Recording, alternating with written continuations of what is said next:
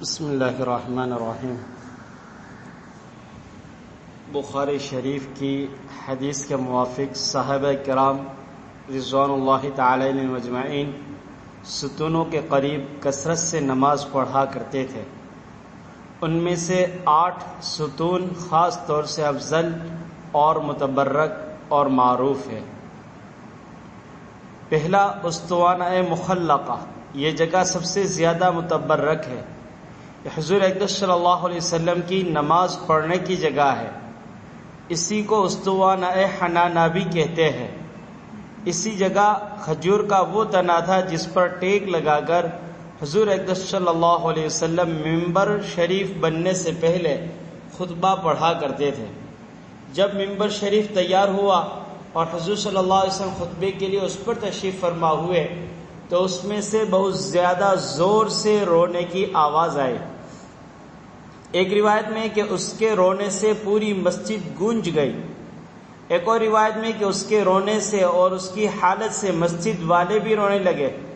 حضور اقدس صلی اللہ علیہ وسلم اس کے پاس آئے اور اپنا دست مبارک اس پر رکھا، جس سے اس کا رونا بند ہوا۔ حضور صلی اللہ علیہ وسلم فرمایا کہ اس کے قریب اللہ کا ذکر ہوتا تھا، اب ممبر بن جانے سے یہ اس سے محروم ہو گیا، اس کی وجہ سے رو رہا ہے۔ اگر میں اس پر ہاتھ نہ رکھتا تو قیامت تک اسی طرح روتا رہتا۔ اس کے بعد اس کو دفن کر دیا گیا۔ بہت مشہور قصہ ہے، 10 صحابہ کرام نے اس کو نقل کیا۔ حسن بصری جب اس کا قصہ نقل فرماتے تو بہت زیادہ رونے لگتے اور فرماتے کہ اللہ کے بندو، کھجور کے درخت کو تو حضور اقدس صلی اللہ علیہ وسلم کا اتنا اشتیاق ہو، تم تو اس سے بھی زیادہ شوق کے اہل تھے۔ ایک حدیث میں کہ جب ممبر شریف تیار ہو گیا اور حضور اقدس صلی اللہ علیہ وسلم جمعہ کے دن اس پر تشریف فرما ہوئے تو یہ ستون ایسے زور سے چلایا، قریب تھا کہ پھٹ جاوے۔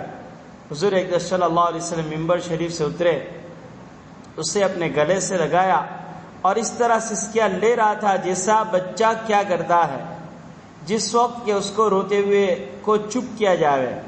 اسی وجہ سے اس کو اسطوانہ حنانہ کہتے ہیں، جس کے معنی رونے والی اوٹنی کے ہے، اور مخلقہ خلوق سے جو ایک مرکب خوشبو کا نام ہے، وہ اس پر خاص طور سے ملی جاتی تھی، اگرچہ اور ستونوں پر بھی ملی جاتی تھی، اور اس لیے اور بھی بعض ستونوں کو مخلقہ کہا جاتا تھا، مگر اکثر اسی کو کہا جاتا ہے۔ حضرت امام مالک رحمۃ اللہ علیہ فرماتے کہ مسجد نبوی میں نماز کے لیے سب سے افضل جگہ یہی ہے۔ اسی جگہ محراب النبی صلی اللہ علیہ وسلم کے نام سے محراب بنا دی گئی، جو حضور اقدس صلی اللہ علیہ وسلم کے زمانے میں نہ تھی، بلکہ ولید بن عبد الملک کے زمانے میں جب حضرت عمر بن عبدالعزیز رحمۃ اللہ علیہ نے بحیثیت امیر مدینہ ہونے کے مسجد کی تعمیر کرائی، اس وقت سے محراب بنی گئی۔ نمبر 2، اسطوانہ عائشہ، جس کو اسطوانۃ المہاجرین بھی کہتے ہیں، اس لیے کہ مہاجرین کی اکثر نشست اس جگہ رہتی تھی۔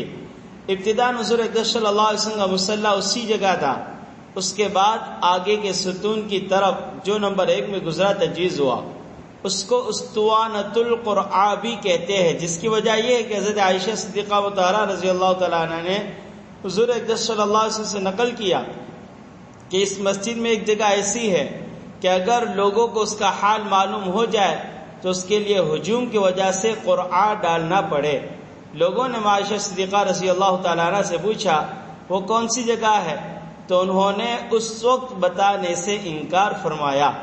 اس کے بعد حضرت عبداللہ بن زبیر کے اصرار پر عائشہ صدیقہ رضی اللہ تعالیٰ عنہ نے ان کو بتایا، اسی لیے اسطوانہ عائشہ کہا جاتا ہے کہ ان کی حدیث ان کی تعیین سے اس کی تعیین ہوئی۔